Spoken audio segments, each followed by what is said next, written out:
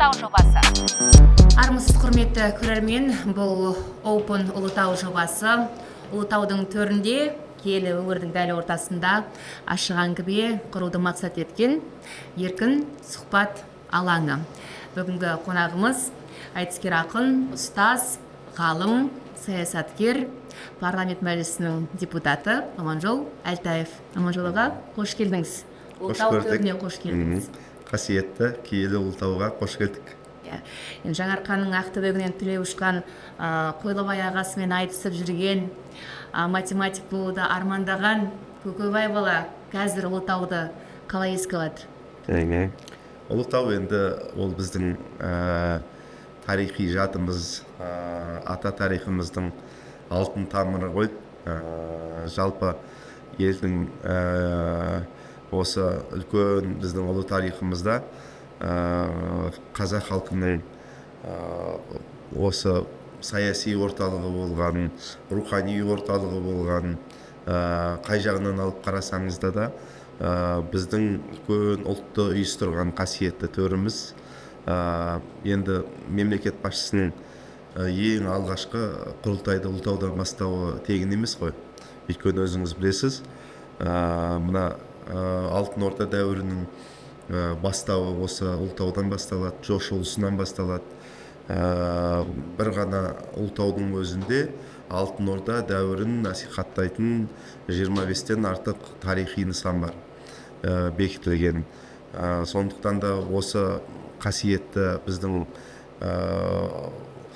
небір қазақ хандығының өзінің тарихында да бірнеше ханды ақ киізге көтеріп хан сайлаған кешегі Алаша хан, Жошы хан, Домбауыл айта берсе кете береді. Кешегі Ерден, Түзен, осы анау есім хандардың біздің берен тарихымыздағы қазақтың небір күрделі кезеңдерде 300-дің баласы басы қосылып үлкен тағдыр шешті шешімдер қабылдаған, қазақ халқының болашағын шешетін, тағдырын шешетін небір саяси шешімдер қабылданған қасиетті төріміз.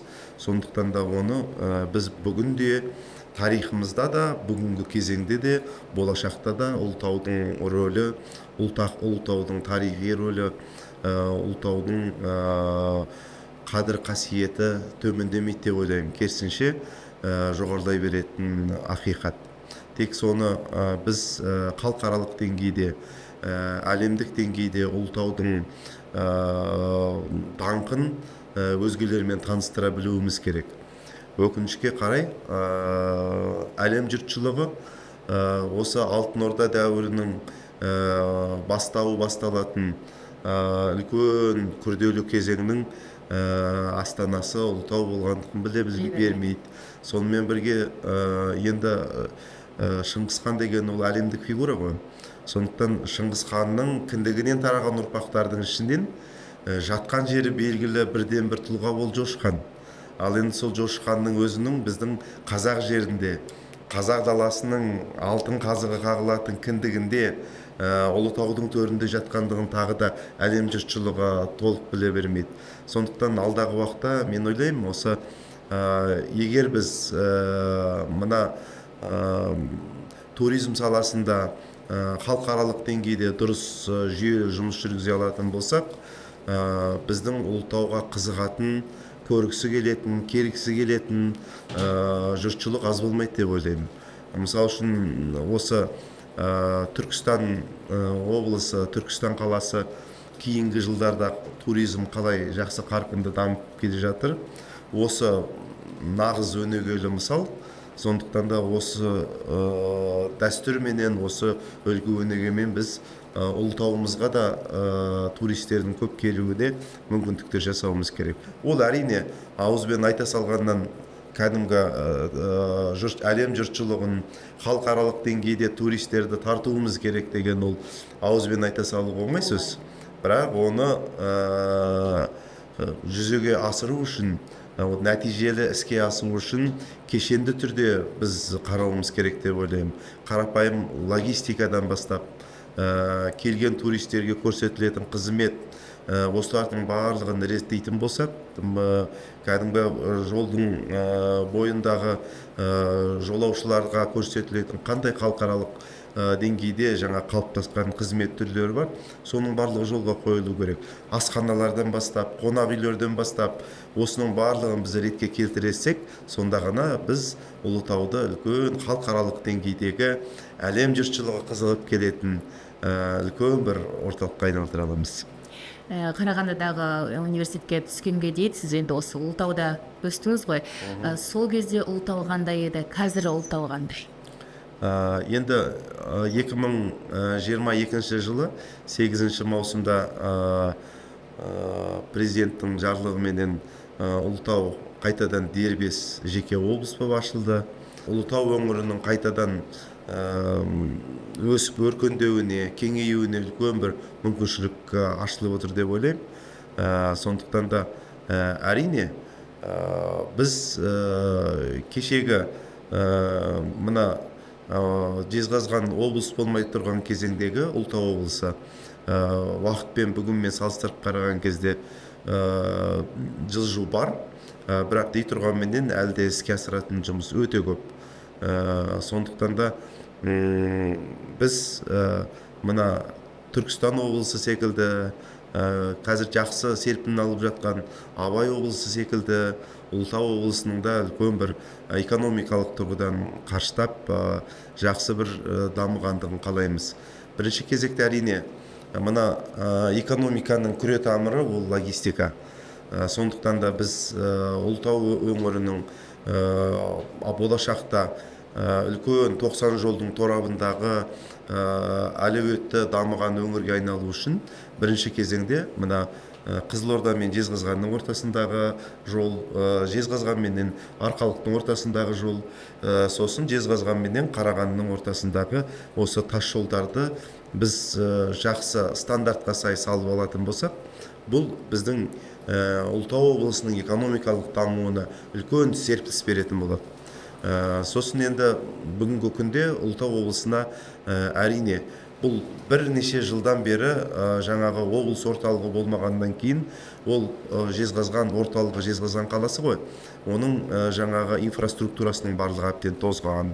Оның жаңағы су құбырынан бастап, жаңағы кәріз жүйесінен бастап бүкіл қазір енді жүйесіменен мен енді өзім депутат болғаннан кейін соған тікелей араласып, сол мәселелердің шешілуіне тікелей араласып келе жатқан адам болғаннан кейін оның бел ортасындамыз. Шешіліп жатқаны бар, салынып жатыр жүйесімен. Бірақ оның барлығына енді бір күнде барлығы шешіліп кетуі де өте қиын нәрсе. Бірақ дей тұрғанменен біз Ұлытау облысы үлкен бір айбарлы, төрт құбыласын тең, төрт аяғын жаңағы тең басқан жорғадай осы бір үлкен жолға түсетін кезеңге жету үшін біз жаңағы оның инфраструктурасын, ондағы бүкіл маңызды әлі әлеуметтік нысандар жетіспейді. Балабақшалардан бастап, мектептерден бастап, жаңағы жоғарғы оқу орны, мәдени нысандар, мысалы үшін ол жерде жаңағы үлкен қазіргі заманауи талапқа сай концерт залдары, театр ошақтары жоқ, жетіспейді. Осының барлығы салыну керек. Енді адамға әртүрлі енді осының жолы қандай жолменен осыны іске асырамыз дейтін сұрақ туындайды. Сол кезде мен ойлаймын, біз қазақтың ұғымында бір мына асар деген бір жақсы ұғым бар. Асарлау. Өйткені ол республикалық бюджеттен бөлініп жатқан қаражат оның барлығына жете бермейді. Барлық аймаққа бөліп келген кезде әр облыстың өзінің тиесілі несі бар, лимиті бар. Ал енді мысал үшін бізде естеріңізде ме, осы Түркістан облысын қайта дамытамыз деген кезеңде бүкіл облыстар сыйлық жасады. Сол секілді егер біздің бүкіл Астана мен Алматыны қосқан кезде бүкіл аймақтар, өңірлер бір нысан асарлатып салып беретін болса, кәдімгі Ұлытау облысы әжептәуір еңсесін көтеріп қалатын еді. Сосын бізде жаңағы үлкен олигархтарымыз бар, ұлттық буржуазия өкілдеріміз бар, осы 30 жылдың ішінде қалтасын қампайтқан. Солар қарап қалмай, солардың тарапынан да біздегі үлкен корпорациялар бар.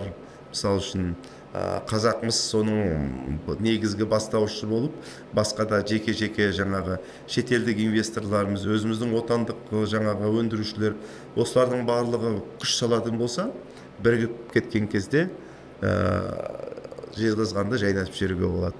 Тамаша. Жиі келіп тұрасыз ба Ақтауға?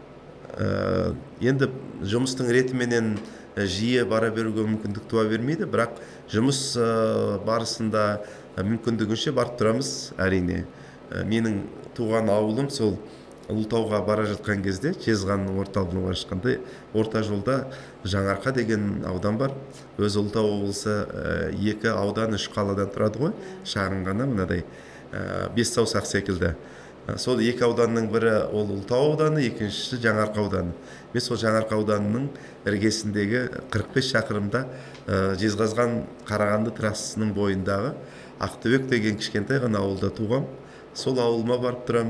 Ар жағында жаңа Ұлытауға барып тұрамыз. Сондықтан да алдағы уақытта тек мен ғана емес, мен бір осы сәл ілгеріде бір ұсыныс айтқан едім.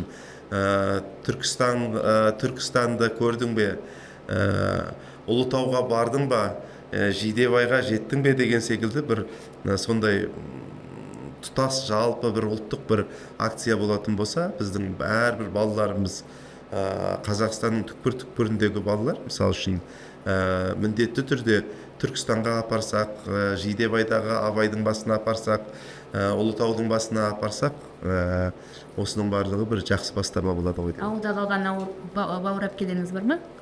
Әрине, мен енді көп балалы отбасында дүниеге келген адаммын. Сондықтан да менің негізі бүкіл апаларым, ағаларым, тума-туысқандарымның есебі көбісі, 100% демейін, көбісі сол Ұлытау облысының шеңберінде тұрады. Көп балалы отбасыдан шықтым дедіңіз, сол 14 баланың кенжесі екен. Иә.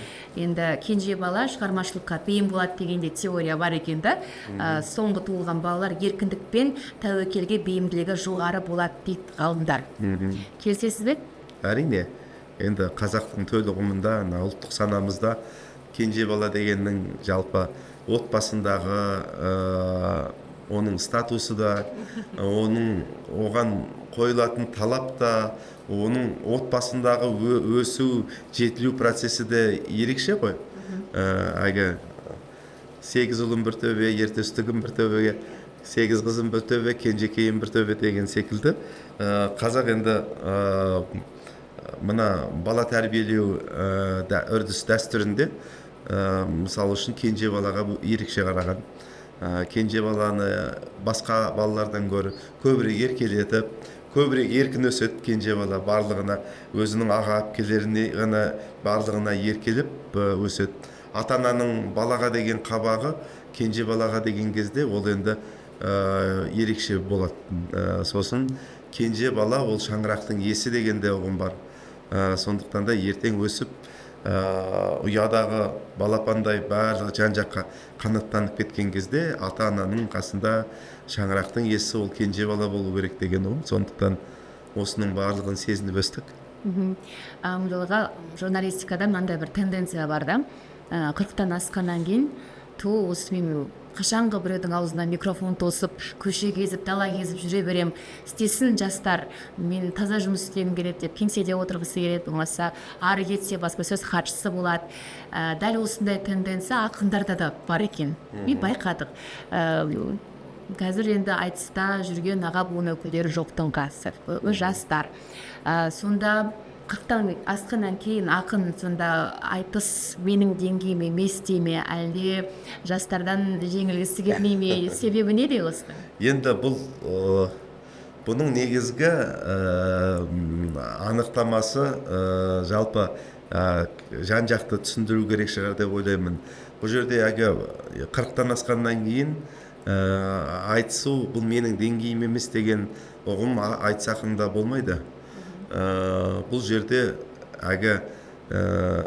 алдыңғы буын ағалар, кейінгі толқын інілер, кезекпенен өрлер баяғыдай көрінеді деп абай айтқандай, өз әр несі әрбір ақын өзінің дәуірінде өзінің бір жалындаған кезеңі болады. Әгі арыстандай айбатты, жолбарыстай қайратты, мен жастарға сенемін деп Мағжан айтқандай, жалындаған осы от болып жанып тұратын кезеңі болады. Одан өткеннен кейін өзі ақын байсал тарта бастайды. Сосын көбінесе неге 40-тан кейін ақындарымыз қазір айтыс сахнасынан шеттей бастайды, өйткені қатары кете бастайды. Мысалы үшін мен өзі жеке басым айтысты сахнада айтысуды тоқтатқаным бір ақындық потенциалымның сарқылғанынан емес. Ол өзім менің қатарымда ешкім қалмай қалды. Менің қатарымда ол Мейіс Қосынбаев болатын, ана оңтүстіктегі Ақмарал Елубаева секілді сондай ақындар болатын. Олардың барлығы айтыстан кетті. Сосын ана жастардың ортасында уже бойың сыймай бастайды. Уже артыңнан басқа тегеурінді жаңа толқын келді. Сол кезде өзің сезінесің, осы кейінгі толқынға орын беру керек, жол беру керек. Енді сен сен енді ұстаздыққа қарай, шәкірт тәрбиелеуге қарай, солай қарай ықсасың. Ол маған ғана қатысты емес, жалпы бүгінгі айтыста қарасаңыздар, ең үлкені қазір айтысқа қатысып жүрген Бекарыс Шойбеков, Айбек Қалиевтер.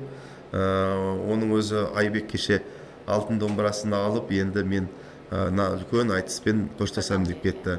Бекарыс та сондай көңіл күйде, ол жүйелі қатыспайды, аңда-саңда сирек қатысады. Ал енді белсенді қатысып жүрген ақындар 40-қа дейінгі ақындар. Енді аңда-саңда арқасын терлетіп, айызын қандырып, ішіндегісін босатып бір айтысы болатындар болады, бірақ жүйелі түрде қатысу ол сол 40-қа дейінгі ақындардың еншісінде отыр қазір. Бүгінгі айтыстың интеграциялық сипаты деп аталатын ғылыми жобаңыз Білім және ғылым министрлігінің арнайы ғылыми грантына ие болған екен. Бұл жоба қазіргі айтыс өнерін түбегейлі зерттеуге арналған, солай ғой? Бұл зерттеудің ғылыми негізі қандай болды? Не түсінетіңіз? Бұл енді қазіргі айтыстың жаңағы интеграциялық жалпы қанатының кеңеюі, тамырының тереңдеуі, айтыс қазір енді расында да айтыс интеграциялық сипат алғандығы ол ақиқат нәрсе. Мысал үшін бұрын естеріңізде болса 19 ғасырдағы айтысты қарасаңыз, ол ру аралық айтыс болды. Одан кейін жаңағы кешегі 40-шы жылдардағы айтыс халық ақындары Жамбыл, Кенен, Шашубай, Доскейлер айтысқан кезеңде ол кезде жаңағы өңір-өңірменен жаңағы колхоз бен колхоздың арасында, аудан мен ауданның арасында, облыс пен облыстың арасында айтысатын еді. Енді қазір бізде айтыс үлкен халықаралық сипат алды. Қазір айтыс ол мысал үшін біз осы тәуелсіздік жылдарында Жүрсін Ерман ағамыз бастаған айтыстың өсіп өркендеу процесін алып қарасаңыз, біз Түркияда, Мәскеуде, Францияда, бірнеше шетел мемлекеттерінде айтыс өткіздік. Сосын айтысқа қатысатын ақындарымыздың өзі халықаралық деңгейде Монғолиядан келеді, Қытайдан келеді, Қырғызстаннан келеді, Өзбекстаннан келеді, Ресейден келіп қатысатын. Сонда қарасаңыз, үлкен оның бір жаңағы интеграциялық сипатының белгісін осының өзінен байқауға болатын шығар. Сосын айтыстың жалпы мына несі өткізу формасының өзі жаңа форматта жаңарып жатыр. Мен енді осы айтыстың тізгінін алғаныма 2 жыл болдық қалды ғой. Сол 2 жылдың ішінде біз қаншама жаңа жобаларды қолға алып жатырмыз. Жаңағы ұрпақ сабақтастығы негізінде оқушылардың арасында қола домбыра, студент жастардың ортасында күміс домбыра, үлкен майталман ақындардың ортасында алтын домбыра айтысын өткіземіз. Былтыр 2 жылдың ішінде біз мынау командалық айтысты жаңаша форматта өткіздік. Бүкіл Астана мен Алматыны қосқанда 20 аймақтан 20 команда бақ сынасты. Сол Қызылордада бастап сол осы неде Маңғыстау облысының орталығы Ақтау қаласында соның ең соңғы финалын жасадық. Осындай жаңа форматтарға көштік. Енді айтыстың осы ғылыми жобада біз осы айтыстың жаңағы интеграциялық сипатын зерттеп, ғалымдарымыздың күш біріктіруінің нәтижесінде ғылыми монографиялық еңбек жазылды, кітаптар шығардық. Соның негізінде қазір бүгінгі күндегі айтыстың біздің төл өнеріміздің, атамұра өнеріміз айтыс жанрының жалпы интеграциялық сипатын жан-жақты зерделеп, зерттеп, бір үлкен ғылыми айналымға еңбек әкелдік қой деп ойлаймын. Мәтінді дауыстап оқығанда бір қате көрсем, оны міндетті түрде, автоматты түрде дұрыс оқимын да. Ол енді менің мамандығым. Тіпті біреуді тыңдағанда да іштей жөндеп тұрасың. Мен содан арылмай қойдым да. Бірақ сізде біреудің айтысын көргенде іштей айтысып отырам депсіз. Иә. Жеңіп отырасыз ба? Айтысып отырасың, кәдімгі бес. Іштей анау айтыс деген ол суырып салмалық импровизациялық процесс қой. Сондықтан да сен жай ғана жүргізуші ғана емес, өзің 30 жылдан артық, 40 жылға таяу айтысқан ақын ретінде дуды көрсе тұлпардың арқасы қозады ғой. Сол секілді сахнада отырған кезде енді жұртқа білдірмейсің, бірақ ішіңде сенің де процесс басталады. Екі ақын айтысып отырған кезде жаңағы айтыстың өзінің айтысу стратегиясы бар ғой. Жаңағы оның жаңағы шабуылы бар, қорғанысы бар. Сол кезде екі ақын бір-біріне шабуылдап сөз барымтасына түскен кезде жауап беріп атқан кезде әттеген мына жерінде былай соққы беру керек, мына жерінде жауапты былай беру керек еді ғой деп сөздің есесі кетіп бара жатқан кезде құйқаң шымырлап, арқаң терілеп, шіркін-ай деп отырасың, ішіңнен барлығы шығып отырады. Қазір домбыраны берсе қолыңа шығып, сен сол сөзді лақылдатып айтып тастайтындай көңіл күйде отырасың. Қызық. Айтыс өнерін дәріптеу жолында Жүрсін ағамыздың атқарған жұмысының барлығын әрі қарай жалғастырып келе жатқан өзіңізсіз. Бұл үлкен жауапкершілік әрине. Бұрын айтыстың сахнасында отырсаңыз, қазір айтыстың сахнаның тұсындасыз. Айтыс өнерін дамыту жолында әлі де еңбек етіп жүрген жан екеніңізді бәріміз білеміз. Айтыстың болашағы қандай? Айтыстың болашағы үлкен. Жалпы қоғам болғаннан кейін қоғамда әртүрлі көзқарас болады. Ол әр адамның жеке көзқарасына ешкім тыйым жасай алмайды, шектеу қоя алмайды. Сондықтан да кейбіреулер мысалы үшін айтыс ол архаизмге айналып бара жатқан, ол ескіріп бара жатқан өнер дейтін де пікір ұстанатын да бар. Бірақ мен түбегейлі біріншіден осы айтыс өнерінің төл өкілі ретінде, екіншіден айтысты зерттеуші ғалым ретінде де мен айтқан болар едім. Айтыс қазақ бар кезде ғұмыры өте ұзақ өнер. Ол жаңарша форматта заманның талабына сай жаңарып отыратын, жаңғырып отыратын өнер. Сондықтан да оны осы кешегі 80-ші жылдардан бастап бүгінгі күнге дейінгі 30-40 жылдағы уақыттың өзі дәлелдеп берді деп ойлаймын.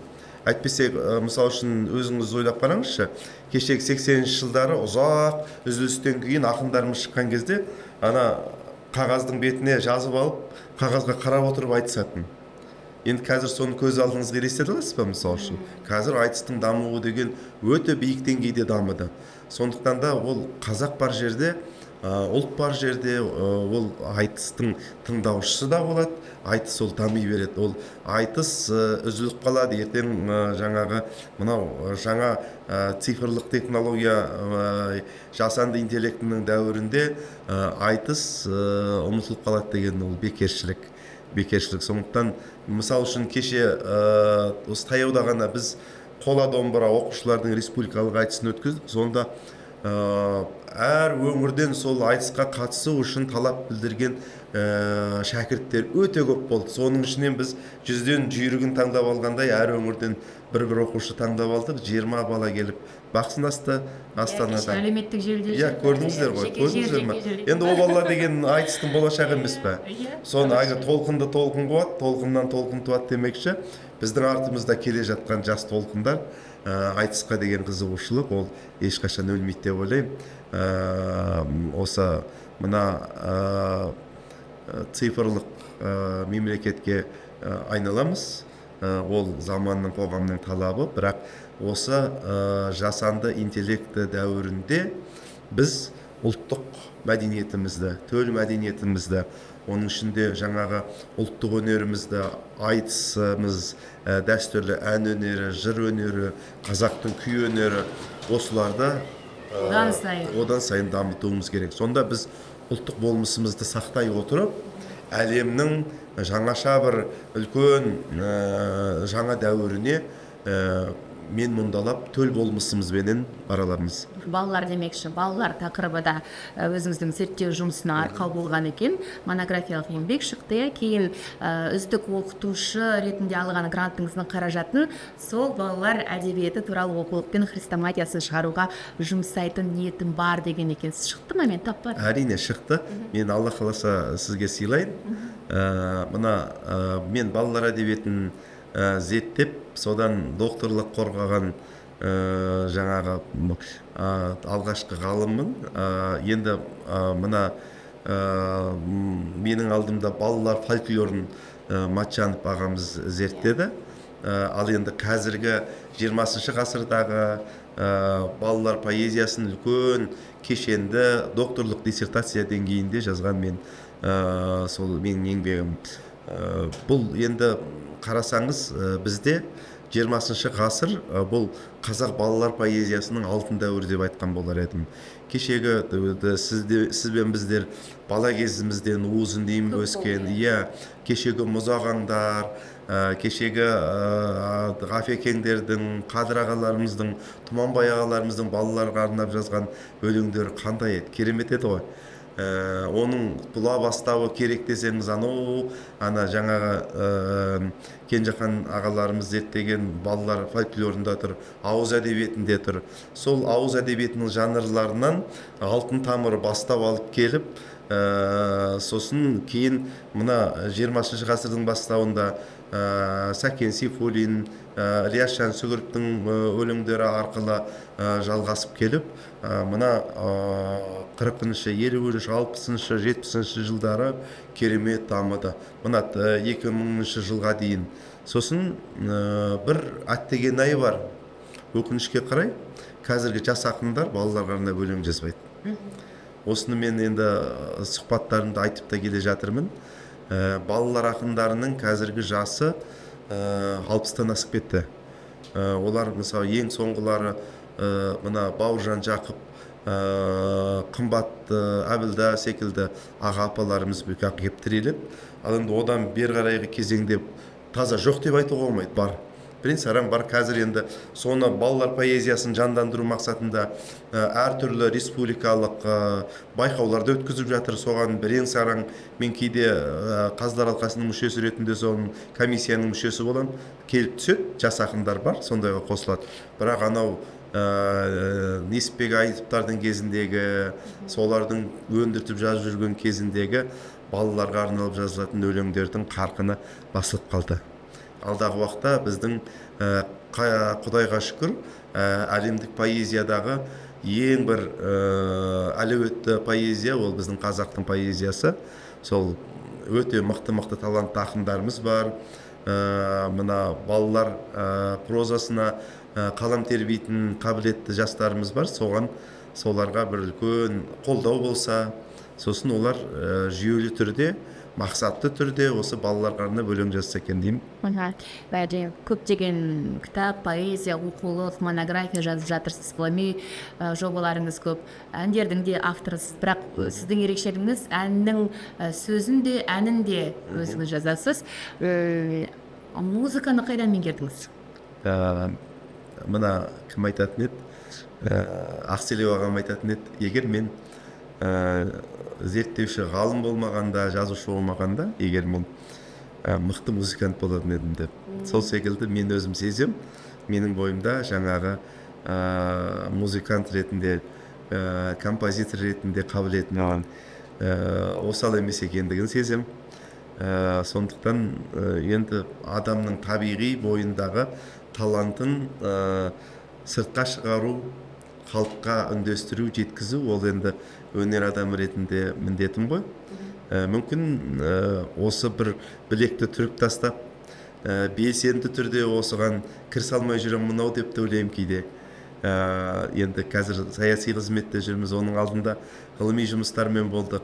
Әйтпесе осы жақсы туындыларды дүниеге әкелуге қабілетім бар. Бүгінгі таңда енді менің әндерім, жаңа өзіңіз айтқандай, бұл енді кешегі Біржан Сал, Ақан Сері, мына сал серілік поэзиядағы өнердегі, сал серілік өнердегі тұлғалардың барлығында сол болған ғой. Әнін де, сөзін де өз шығарды, өздері орындады деген секілді. Сол секілді менің көбінесе әндерімнің барлығының әні де, сөзін де өзім жасам. Сосын орындаушысын өзімнің айналамдағы достарымыз орындайды, жаңағы Айгүл Қосанова, Рамазан Стамғазиев секілді мықты әншілеріміздің қоржынында менің әндерім бар бірнеше. Сосын арасында өзіңіз дұрыс айтасыз, өзім орындаймын. Нота танисыз ба? Нота танымаймын. Менің бір әттеген ай сол, нота білмеймін, өйткені енді музыкалық білімім жоқ қой. Бірақ менің слухым өте жақсы. Кез келген әуенді, мысалы үшін мен домбыра аспабымен, кез келген әуенді құлағыма жетсе болды, соны ойнап кете беремін. Домбырадан басқа қай аспапты ойнай аласыз? Мектепте жүрген кезде гитара тартатын едік. Жайлап кейде тартамыз гитараны. Ал негізгі аспабым сол домбыра ғой. Сосын күйді керемет жақсы көремін. Бұлай бел шешіп арнайы күй тартпаймын, бірақ өзім үйде отырған кезде кәдімгі қазақтың шертпе күйлерін әсіресе отырып тартқанды жақсы көремін. Тіл туралы сөйлесек шағын. Тіл жанашыр екеніңізді білеміз. Қазақ тілінің қазіргі жай-күйі қандай деңгейде? Енді тілдің проблемасы жоқ деп айтуға болмайды. Тілдің бүгінгі күнде де бұған дейінгі жаңағы кезеңдерде біздің қазақ халқы секілді біздің тілімізде небір қиын замандарда, қиын тағдырлы кезеңдерді басынан кешті. Сондықтан да тілдің қордаланған проблемалары баршылық. Дей тұрғанменен тіл мәселесі ол даурығуменен, ол бір айқайменен шешілетін мәселе емес. Ол ақылдың, үлкен байыптылықтың, зерделіліктің нәтижесіменен жолға түсетін үлкен күрделі процесс тілдің ахуалының жақсаруы. Енді мысал үшін мына 20 жылдан кейінгі негізгі санақтағы тұжырым бойынша біздің Қазақстан халқының жаңағы 80%-ның дан жоғарысы мемлекеттік тілді, қазақ тілін меңгерген деп тұжырымдама жасайды ғой. Бірақ соның ішінде енді бүкіл қоғам болып Қазақстан халқы осы мемлекеттік деңгейде мемлекеттік тілді өз деңгейінде жан-жақты, сауатты, дұрыс жоғарғы деңгейде сөйлеп кеттік дей алмаймыз. Әлі де қолға алатын дүние көп. Сосын мен айтқан болар едім, мына қазақта сөз бар, отан отбасынан басталады дейді ғой. Сол секілді тілді де дамыту отбасынан басталады. Әрбір Қазақстан азаматының өзінен басталады. Өйткені неге? Мысал үшін кешегі кеңестік жүйе кезеңінде осы тіл үшін шырылдаған, тіл үшін жанын шүбірекке түйген біздің қаламгерлеріміздің, жазушыларымыздың, филолог маман ғалымдарымыздың балалары өзінің әке-шешелерінің еңбектерін қазақ тілінде оқи алмады. Қараңызшы, қандай үлкен трагедия. Ал енді осы бір кәдімгі көңілге қаяу түсіретін үрдіс бүгінде бар.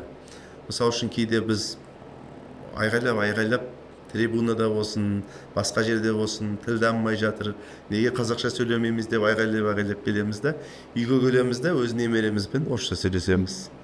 Бұл енді дұрыс емес деп ойлаймын. Сондықтан әрбір отбасында ата-ана өзінің баласына тілі шыққаннан кейін қазақша сөйлеп бейімделсе, отбасындағы қарапайым дастархан басындағы әңгімелесу үлгісі мемлекеттік тілде, қазақ тілінде жүретін болса, ол сыртқы қоғамда әр ортада сол бала соның жемісін көрер еді, сол қазақ тілін меңгерер еді. Бізге өкінішке қарай сол ана баламыздың балалардың ағына қарай жығылып көбінесе мен кейде таңқаламын осы көшеде қоғамдық ортада келе жатқан кезде бір ауылдан келген үлкен кісілер тіпті өзінің ана немерелерімен келе жатады да тілін бұрап жаңағы орыс тілінде сөйлеп келе жатады балаларын немерелерімен. Шіркін-ай, мына кісі неге қиналып келе жатыр екен деп ойлайсың. Сондықтан да енді қазіргі кезеңде ешқандай сен өзіңнің мемлекеттік тіліңде сөйлесең, оған ешқандай тежеу жоқ қой, шектеу жоқ. Сондықтан да әрбір азамат өзі қоғамдық ортада болсын, отбасында болсын, өзінің балаларымен, немерелерімен сөйлескенде болсын, қазақ тілінде сөйлейтін болса, біздің тіліміз сонда ғана дамиды. Сосын енді біз биыл бірінші рет ұлттық кітап күнін атап өттік. Ал енді ана тілінің уызы ол кітапта ғой. Сондықтан біз балаларымызды мына дамыған елдердегі секілді, әсіресе мен енді шетелдің біраз мемлекеттерінде болған адаммын. Сонда барған кезде мен өзі қалыптасқан дәстүр бойынша сол елдің музейлерін көруге тырысамын. Сосын кітап дүкендеріне барамын міндетті түрде. Сонда қарасаң, мына Жапонияда мысалы үшін әсіресе мен таңқалдым. Жастардың әсіресе мына кітап дүкенінен кітап сатып алу мәдениеті өте жоғары деңгейде. Қоғамдық транспортта болсын қарасаңыз, телефон шұқылау емес, керісінше әрбір жапондықтың қолынан кітап көресіз, кітап оқып отырған адамдарды көресіз. Сол секілді бізде де осы мәдениет, осы бір жақсы үрдіс қалыптасу керек деп ойлаймын. Биылға бірінші рет аталып өтіп отырған жаңа ұлттық кітап күнін атап өтіп жатқанымыз осыған жасалып жатқан сәтті қадамдар деп ойлаймын. Сондықтан мына ана тілінде кітап оқуды біз жақсылап қолға алсақ, сол көркем әдебиетті оқыған бала, мемлекеттік тілде кітап оқуды өмірлік дағдысына айналдырған бала, ол мемлекеттік тілге деген сүйіспеншілігі, махаббаты ашылады ғой деп. Тіл дамымай жатыр емес, дамып жатыр ғой. Кітап те жазылып жатыр, ғалымдар да жұмыс істеп жатыр. Біздегі басты проблема қазақи үннің жоғалып бара жатқанында сияқты аға. Дұрыс айтасыз. Кітапты оқығанда оны дұрыс дыбыстау керек. Сол мәселені қалай дамытсақ? Сосын сөзіңіз, ойыңызға толық қосыламын. Сосын бізде мына қазақша контенттер өте аз жетіспейді. Мультипликациялық өнімдер, қазақша мультфильмдердің өзі жоқтың қасы. Бала ең бірінші баланың тілінен шығады. Сол қазақша аудиовизуалмен шығады. Соларды біз толық қамтамасыз ете алмай жатырмыз. Оны біз енді мына мәдениет министрлігіне, мәдениет және ақпарат министрлігіне айтып келе жатырмыз жүйелі түрде. Бұл үлкен мемлекеттік деңгейде қолға алатын нәрсе. Екіншісі, мына дұрыс айтасыз, қазақ тілінің айбары, қазақ тілінің қуаты, қазақ тілінің сұлулығы, шалтын сырты күміс сөз сарасын қазақтың келістірер қай баласы деп Абай айтқандай. Мына сөйлеу бар да, оны сауатты сөйлеу бар. Сондықтан да өзіңіз арнайы парақшаңызда жүйелі жұмыс жүргізіп келе жатсыз ғой, өте тамаша. Сол мына сауатты сөйлеу, мәдениетті сөйлеу, кейде тіпті кәсіби мамандардың өзінің сөз сөйлеуінде қаншама қателіктер кетіп жатады, әттеген-ай деген. Сондықтан біз мына қазіргі ұялы телефонменен адамдардың арасындағы қарым-қатынастың өзі, сөйлесу мәдениетінің өзі өзгеріп бара жатқан бір күрделі кезеңде біз әдемі сөйлеудің, сауатты сөйлеудің деңгейі түсіп бара жатқандай көрінеді күн сайын. Осыны қолға алуымыз керек. Өйткені қазақ тілі әлемдегі ең бай тілдің бірі дейміз. Бірақ оны егер шұбарлап сөйлесек, әр сөздің қолданысын білмесек, қалай болса солай жаңағы сөз қолдана беретін болсақ, ол тілдің қадір қасиеті де төмендей береді. Осыған мән беру керек. жақсы, енді өнерді айттық, ғылымды айттық, саясаттан да бір сұрақ болсын. Парламенттік реформаға көзқарасыңыз қандай? Парламенттік реформаға көзқарасым өте оң, өте дұрыс. Өйткені мына алдағы уақытта осы парламенттік реформа өзінің нәтижелі халықтық референдум арқылы шешім қабылданатын болады. Бұл яғни мысал үшін бізде осы уақытқа дейін тәуелсіздік жылдарында парламентаризмнің тарихында қос палаталы парламент болып келдік. Бүгінгі күнде қос палаталы парламент біз қазірде яғни парламент мәжілісі және сенаты осы қос палаталы.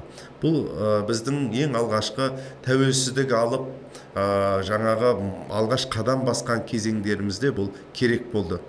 Енді дәл қазіргі кезеңде біз бір жаңа бір қоғамдағы жаңа реформалардың, мысалы үшін экономикалық реформа, президентіміздің жүргізіп жатқан саяси реформалары кешенді түрде, соның ішінде мына парламенттің ықпалы арту үшін бір палаталы парламент болу керек дегендігін мен өзім саясаткер ретінде толық қолдаймын. Өйткені алдағы уақытта осы бір палаталы мынау мықты парламент және халық үнін еститін үкімет қағидасы толық қанды өзінің күшіне ену үшін сосы бір палаталы парламент болу керек деп есептеймін. Оған және де біздің әріптестеріміз де енді саясаткерлер болғаннан кейін парламент сенатының өкілдері де, парламент мәжілісінің өкілдері де оған ешкім қарсы болып жатқан жоқ. Өйткені алдағы уақытта және де егер осы мына реформа жүзеге асқан кезде бізде енді мына мажоритарлық жүйе бойынша және партиялық жүйе бойынша осыған дейін болды ғой. Мына мәслихаттардың деңгейінде бұл сақталады.